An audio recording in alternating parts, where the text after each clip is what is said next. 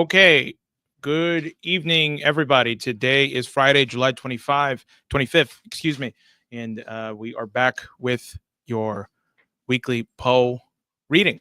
Uh, Before we actually get into that, though, I always give an update just on the campaign trail. I know some people only tune in for that. And for that, I do appreciate you. And as always, I will make a plea for you to stay until the end, not just to hear the end of my briefing. Some of you may have seen that I was at the United Nations yesterday. And this is part of an ongoing process initiated by the Schiller Institute, where in anticipation of a meeting coming up on the 28th and the 29th on a recognition of a Palestinian state and on a two-state solution. This is something that France and Saudi Arabia initiated a few months ago, and it kept getting postponed. And it looks like it's happening now on Monday and Tuesday, the 28th and the 29th, as of right now. And this is coming off the heels of news that France says it intends to recognize a Palestinian state in September. And of course, there are conditions. Whether or not that may or may not happen is entirely dependent not upon the governments, but of the people. What are people willing to do, and what are people willing to organize in their respective countries? And here in the United States, we are trying to organize the population to see what they are willing to do and who they're willing to come out with. And if they're willing to go out to the United Nations. One of the benefits, of course, of being here in New York City is that you have the United Nations that is downtown, and we are able to go and intervene in a positive way with our literature. The Schiller Institute put out a new leaflet called An Oasis Plan for Palestine and Israel for Mutual Development for All. And I was out there, I was passing out these leaflets, and I got to meet people from all across the world, or people who represent sections of the world who were there as well, handing this out to people who go in and out of the UN building, handing it out to tourists from other countries who were there to visit the United Nations or just visit the outside of the United Nations and arouse interest. And so, for those of you who would like to join us in our upcoming deployments on Monday and Tuesday, where we will be out in the United Nations area, handing out leaflets, holding a demonstration, and others, please get in touch with us. You can get in touch with me. I'm easy to get access to. You can just reach me the various ways. You can either write here in the chat, like Samantha, who just said hello, everyone, or you can just reach out to me in a private message via direct message. The last thing I want to talk about is the International Peace Coalition call that happened today. This is, of course, a recurring thing. Today was the 112th session, and we had a very good discussion, especially on the heels of what's happening on the Monday, Tuesday call. And, there was some discussion about whether or not, these Gabbard files are just a ploy, as a way to distract from the Epstein stuff, or whether or not it's actually worth reading and worth understanding and seeing what is coming out. Of course, we talked about the situation in Palestine and Gaza and the food lines, and just the sort of horrible situation that is becoming there, to the point that world leaders can no longer pretend not to know what's happening. The images and the on the ground reports are just insane. I think even the BBC published a statement saying that their journalists now are at risk of suffering malnutrition and starvation because they're unable to get aid and food in either. And so this is just become out of hand. But the question now, as I started in my briefing to all of you, is what are you prepared to do about it? And that was very much the theme of the International Peace Coalition call.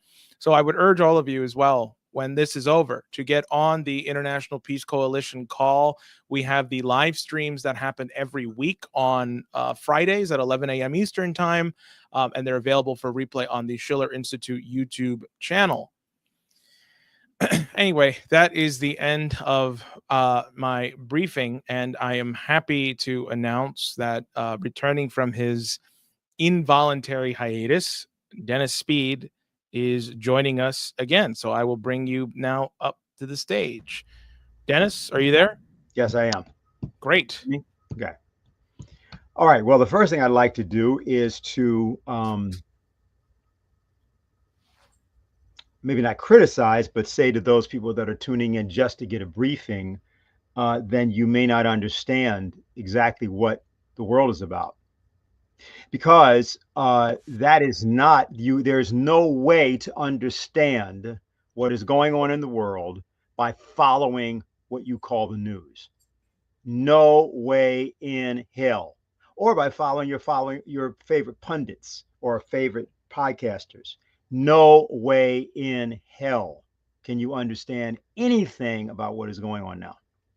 The reason that we do what we do is because the LaRouche organization's members in particular spent decades doing exactly that. And there's been a weekly publication that's come out every week for 50 years, uh, and a daily briefing that's come out every day for 50 years, precisely because we knew that 50 years ago. So it's not about the internet, and it's not about a particular president, and it's not about a particular regime. It's about the fact that the world, since that time, since particularly August 15th, 1971, has not been intelligible based on what has been called the public discourse. There's virtually nothing truthful in it at all, including the weather reports.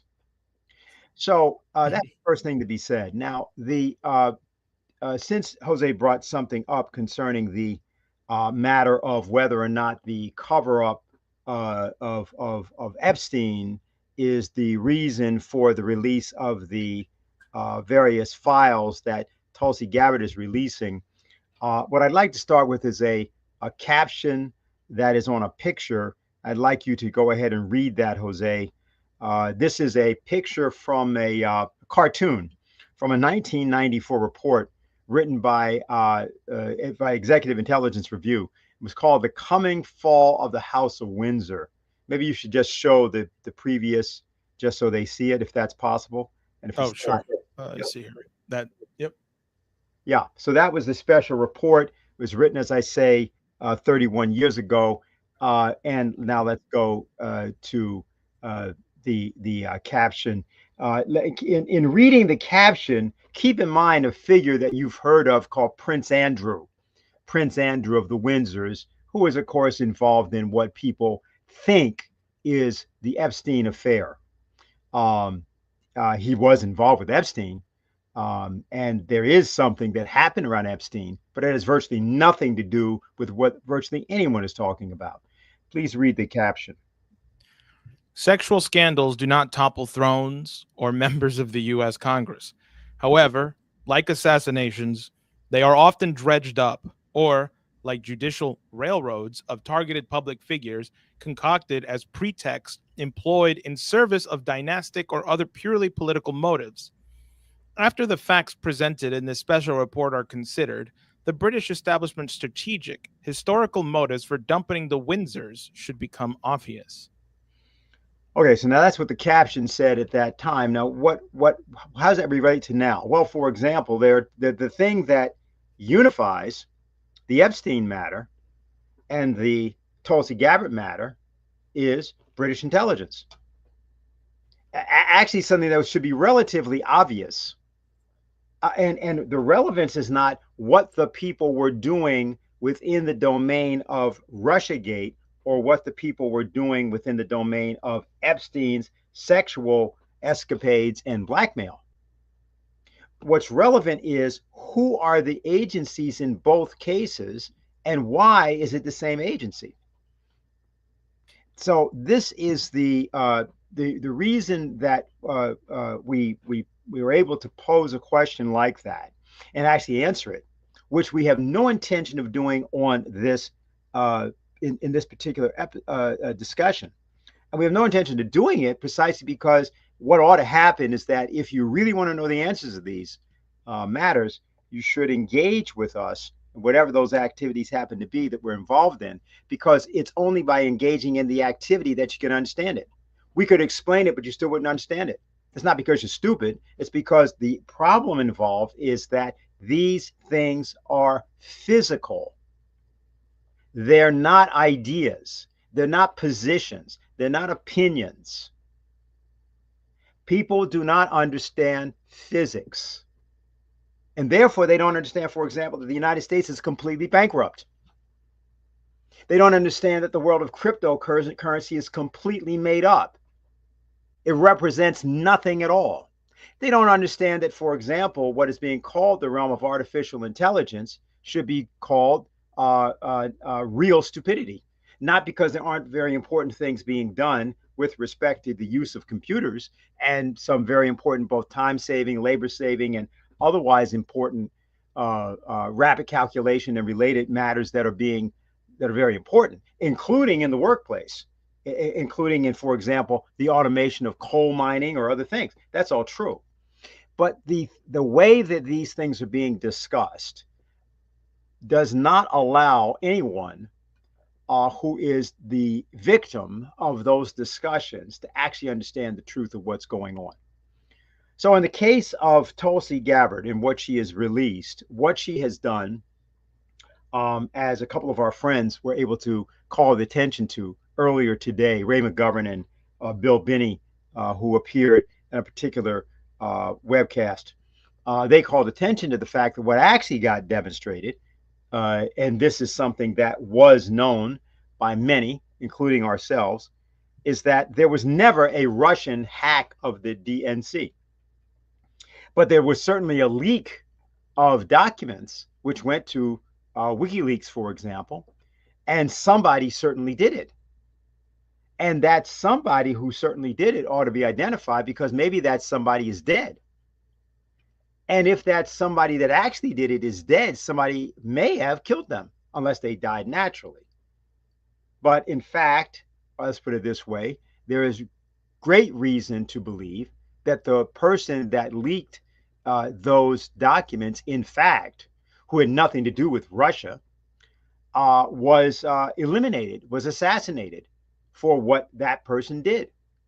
So that, in fact, the entire story about the manipulation of the election is very different. But then there's another piece. It is the case that some of us are contending, at least, that the origin of the entire Russiagate story doesn't come from Washington at all. It comes from London. And there are two individuals in particular that were, well, there are many other individuals, but two primary individuals, a man by the name of Robert Hannigan, who headed up what's called GCHQ, or Government Communications Headquarters, the equivalent of the United States NSA, and a man named Sir Richard Dearlove, who headed up MI6, the intelligence agency of Great Britain. And these are the people that actually originated this. More could be said about that, but should not be done here.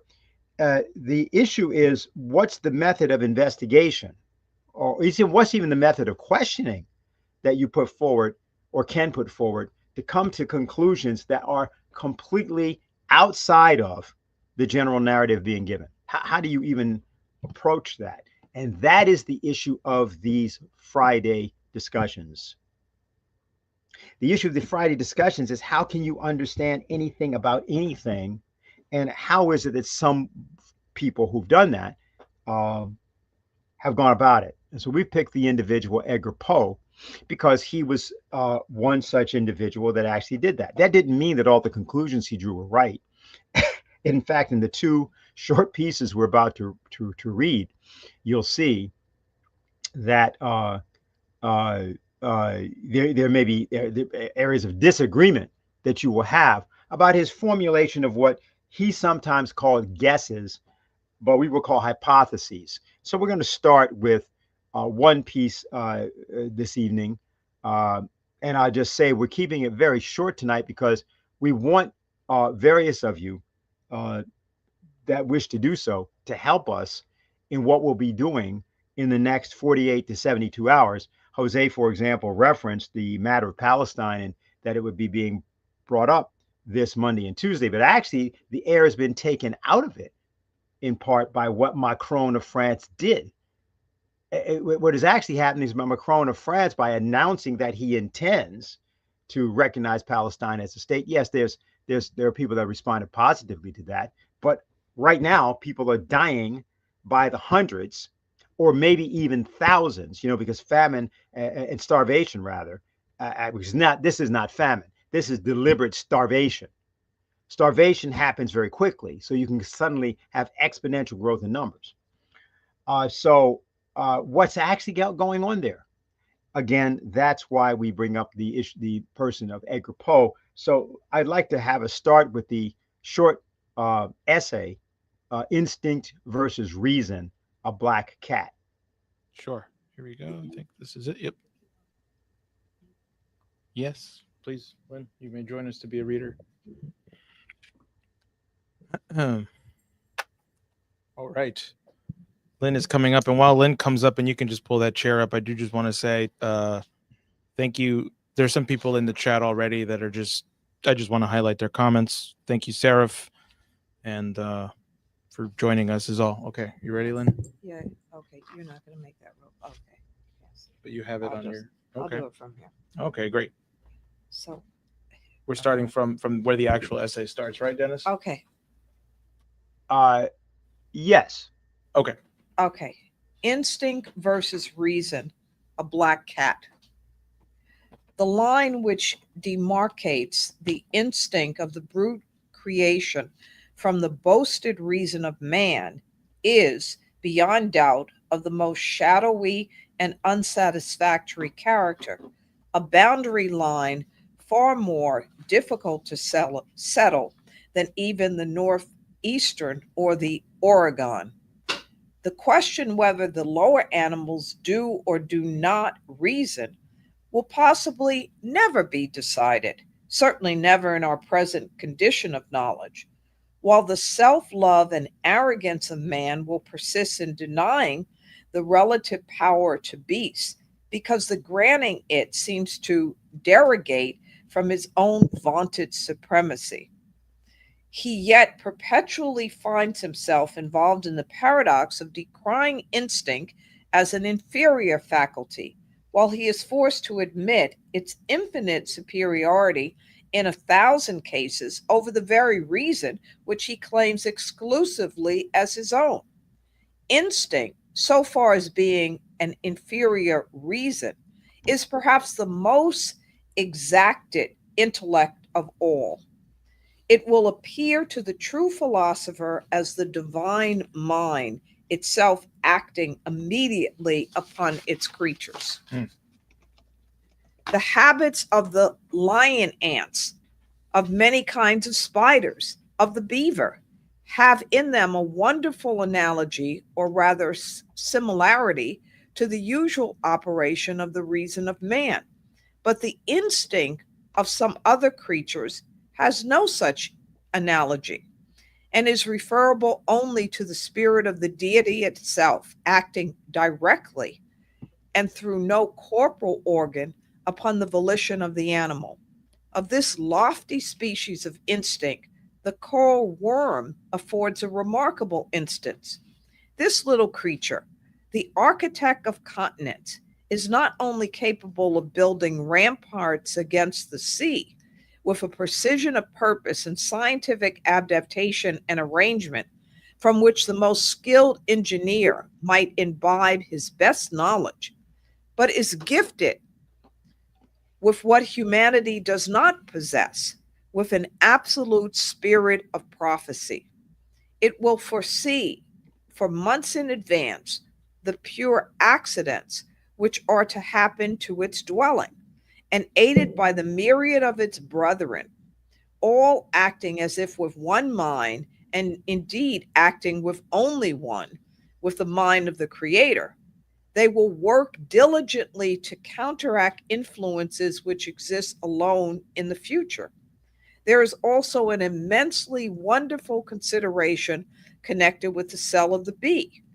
Let a mathematician be required to solve the problem of the shape best calculated in such a cell as the bee wants, for the two requisites of strength and space, and he will find himself involved in the very highest and most abstruse questions of analytical research. Let him be required to tell the number of the sides which will give the cell the greatest space, with the greatest solidity, and to define the exact angle at which, with the same object in view, the roof must incline. And to answer the query, he must be a Newton or a Laplace. Yet, since bees were, they have been continually solving the problem. The leading distinction between instinct and reason seems to be that while the one is infinitely the more exact, the more certain, and the more far reaching in its sphere of action, the sphere of action in the other is of a far wider extent. But we are preaching a homily, and we merely intended to tell a short story about a cat. The writer of this article is the owner of one of the most remarkable black cats in the world. And this is saying much, for it will be remembered that black cats are all of them witches. The one in question has not a white hair about her and is of a demure and sanctified demeanor. That portion of the kitchen which he most frequents is accessible only by a door, which closes with what is termed a thumb latch. These latches are rude in construction, and some force and dexterity are always requisite to force them down. But Puss is in the daily habit of opening the door, which she accomplishes in the following way. She first springs from the ground to the guard of the latch, which resembles the guard of a gun trigger, and through this she thrusts her left arm to hold on with. She now, with her right hand, presses the thumb latch until it yields, and here several attempts are frequently requisite. Having forced it down, however, she seems to be aware that her task is but half accomplished, since if the door is not pushed open before she lets go, the latch will again fall into its socket. She therefore screws her body round so as to bring her hind feet immediately beneath the latch while she leaps with all her strength from the door, the impetus of the spring forcing it open and her hind feet sustaining the latch until this impetus is fairly given. We have witnessed this singular feat 100 times at least, and never without being impressed with the truth of the remark that with which we commence this article, that the boundary between the instinct and reason is of a very shadowy nature. The black cat, in doing what she did, must have made use of all of the perceptive and reflective faculties which we are in the habit of supposing the prescriptive qualities of reason alone. All right.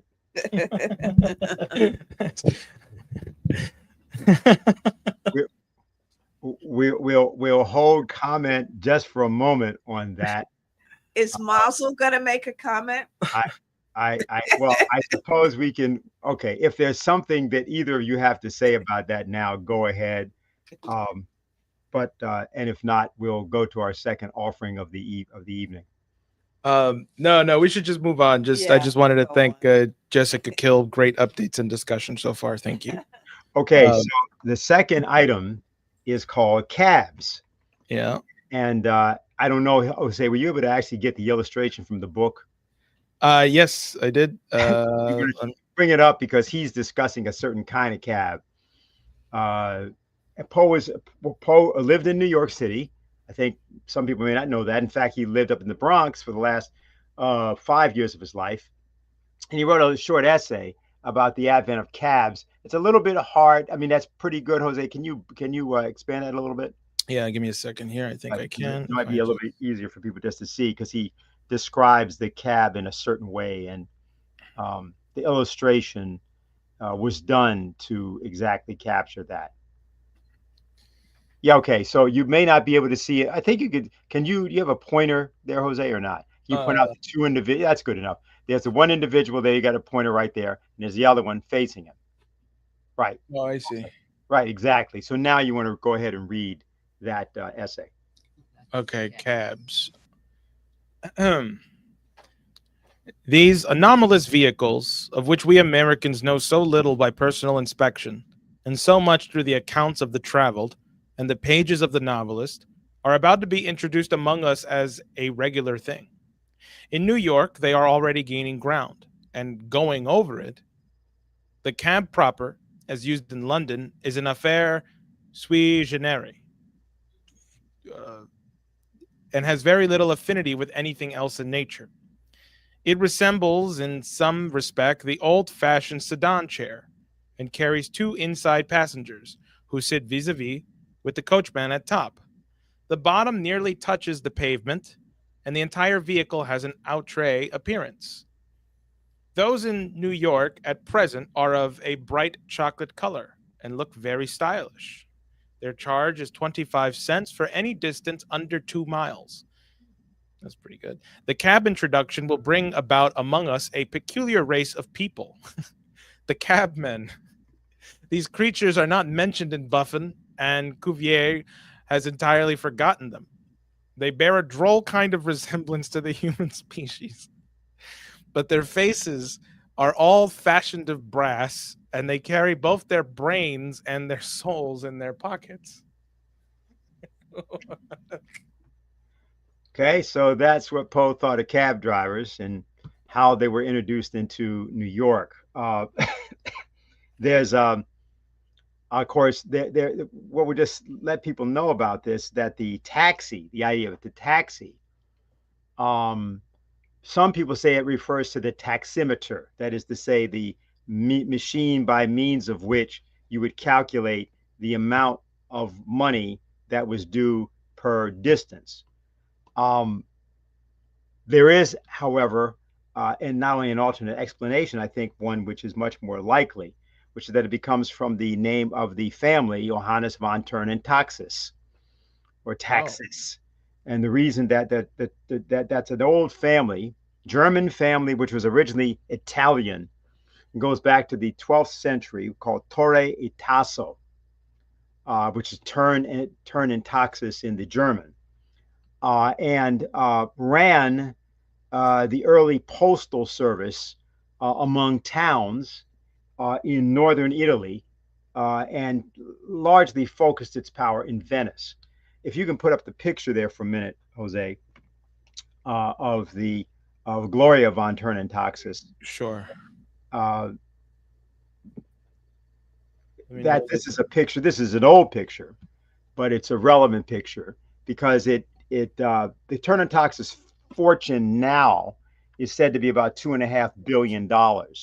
Without going into it now, because this goes beyond tonight's discussion, but I want to reference it, that when you are talking about something as simple as the taxi cab, or apparently as simple, you will find that you're actually talking about something at the very forefront of intelligence. And people, of course, talk often about what they call the deep state. They very rarely talk about the deep estate. And they don't talk about families like this because they don't know the names. Some people in Germany may know the name and do know the name. But in general, these are people that stay out of the social pages. Actually, in her case, she did the opposite. Gloria used to be known as not Turn Taxis, but TNT, or always otherwise called the Punk Princess. This had to do with various dalliances with members of the Rolling Stones and some other things back in her, shall we say, glory days. And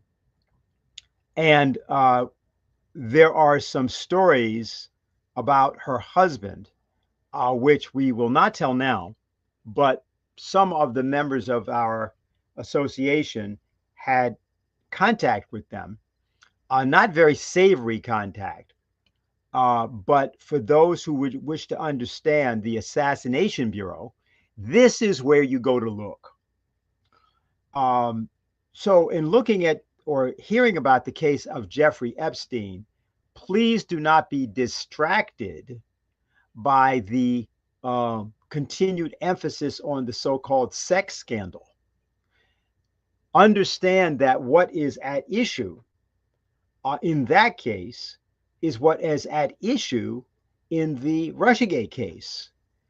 What is at issue is that for a long time now, and particularly since 9/11, actions have been taken in the name of the American people in particular, which have not involved the Congress, not involve the Senate, except insofar as members of those two bodies went along with the policies being imposed by corporations, families, estates, foundations, and their controllers.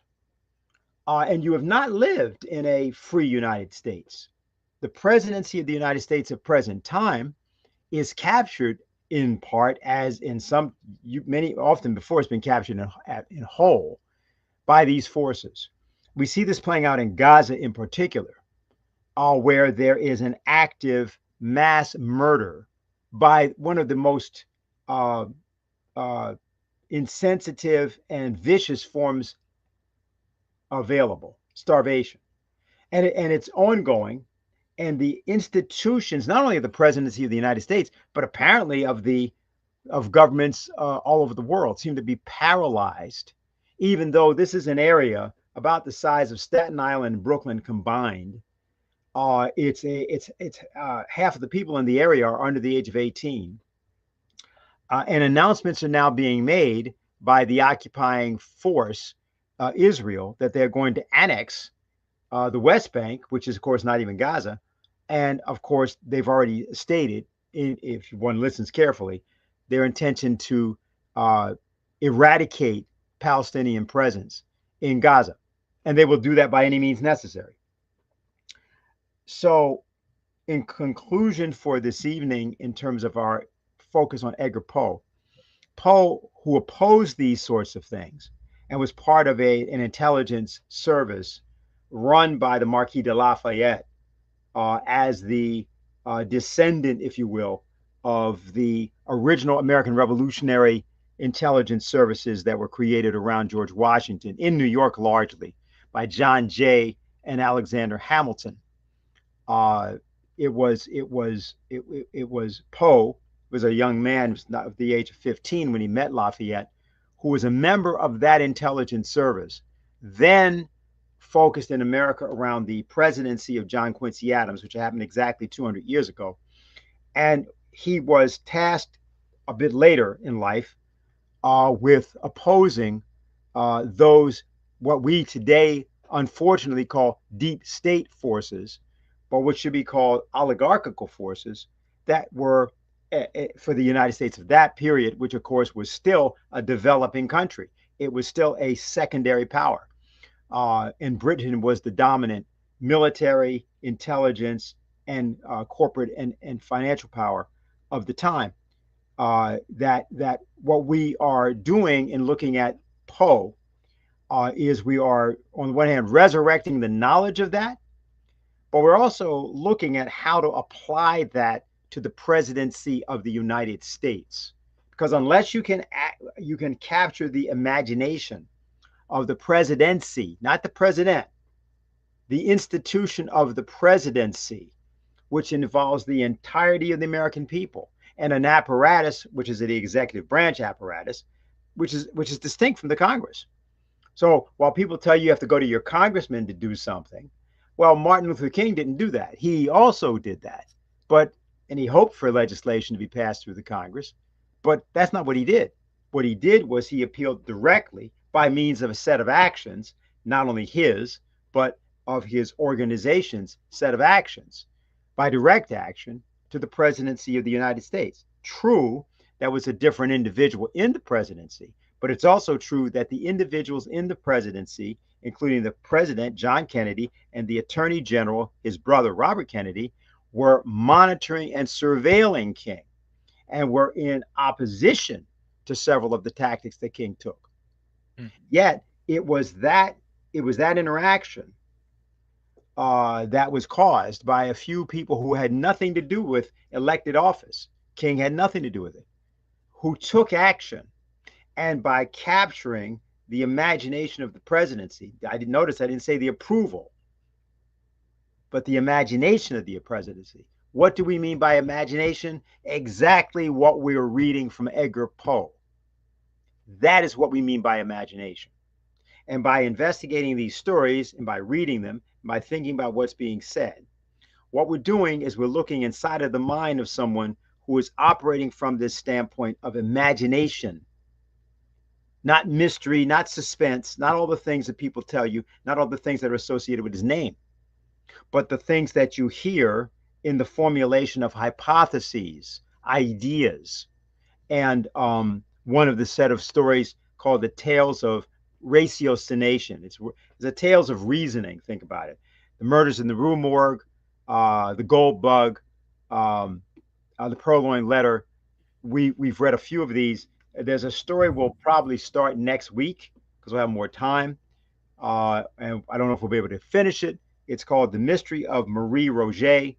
It's the story of an actual murder that happened in New York, and it was written as a New York story. But Poe changed the setting from New York to Paris. And we'll start that story next week. It's a somewhat long story, but it's worth it. And that's one of these tales of ratiocination. So we'll try to spend a few weeks focusing more again on Poe's method of reasoning and attacking and solving crimes, because we're going to have to solve the crimes that are presently underway as we see them, even as we speak, in Gaza tonight. Okay. Dennis, thank you. Everyone watching, thank you. If you do want to join us at our actions at the United Nations or be a part of any of the weekend activities that we have going on, whether that's my friend Jason Ross, who's doing a class on Sundays for the next 5 weeks or so. We had an excellent class last Sunday. Definitely get in touch with us. We're also having an in-person meeting tomorrow. If you want to know where that is, get in touch with us. There's a lot going on. So get in touch. And thank you all, and we'll see you again hopefully soon.